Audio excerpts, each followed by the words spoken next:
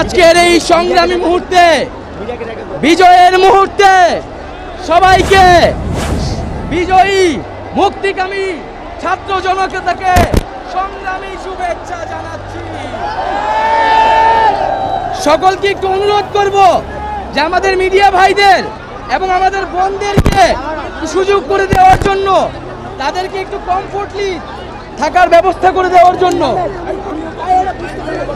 প্রিয় বন্ধুগণ, আমরা আজ শত বাধা শত রক্ত পেরিয়ে আজ এই ঢাকায়, এই শাহবাগ চত্বরে বাংলাদেশের সকল জনস্রোত এসে মিলিত হয়েছে।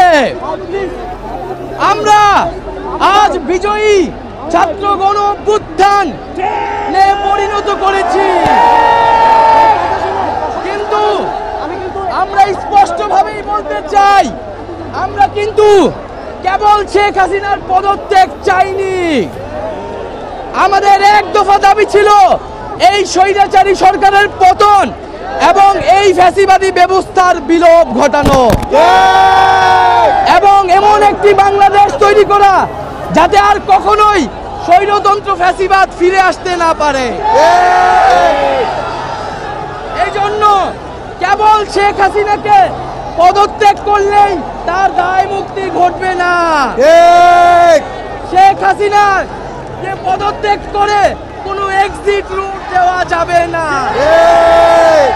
অবশ্যই শেখ হাসিনা, তার সরকার এবং এই ফ্যাসিস্ট এবং ফ্যাসিস্টদের দালালদের বিচারের আওতায় আনতে হবে।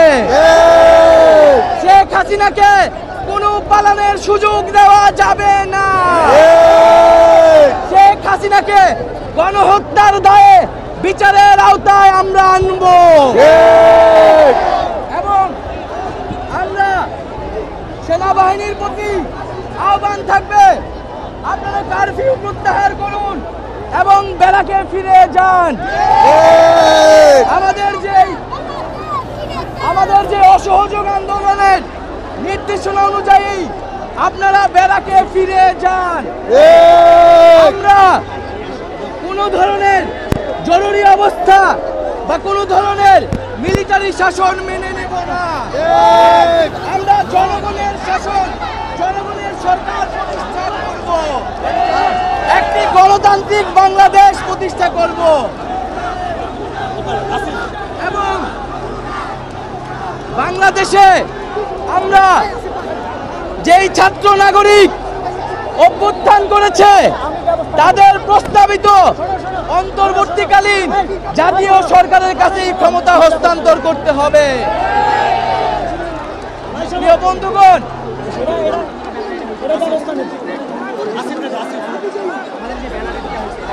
বৈষম্য বিরোধী ছাত্র আন্দোলনের নেতৃত্বে আজকের এই গণ অভ্যুত্থানে আপনারা যাদেরকে এসেছেন তাদেরকে নিয়েই আমরা নতুন বাংলাদেশ প্রতিষ্ঠা করব।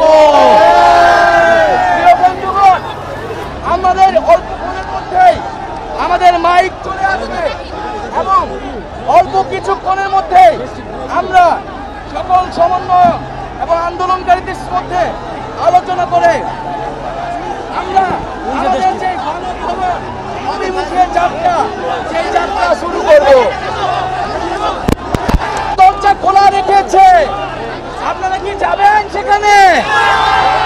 সবাই কি যাব? গণভবনে যাওয়া হবে?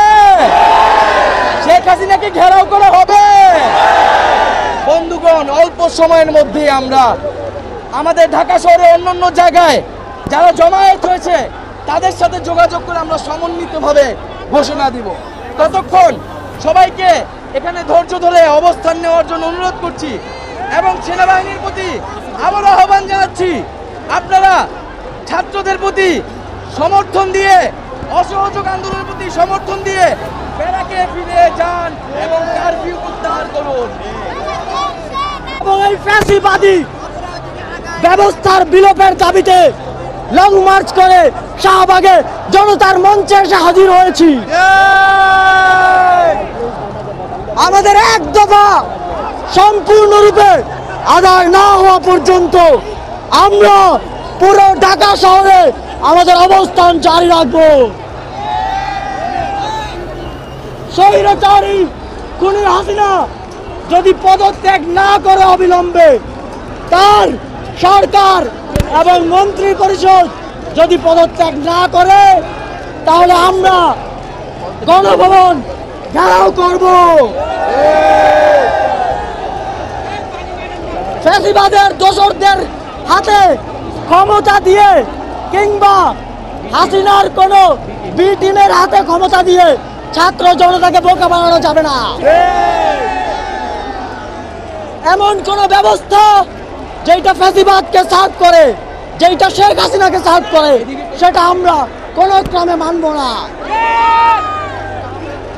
সেনাবাহিনীর প্রতি আহ্বান থাকবে, জনতার কথা শুনুন, দেশের মানুষের কথা শুনুন, ব্যারাকে ফিরে যান।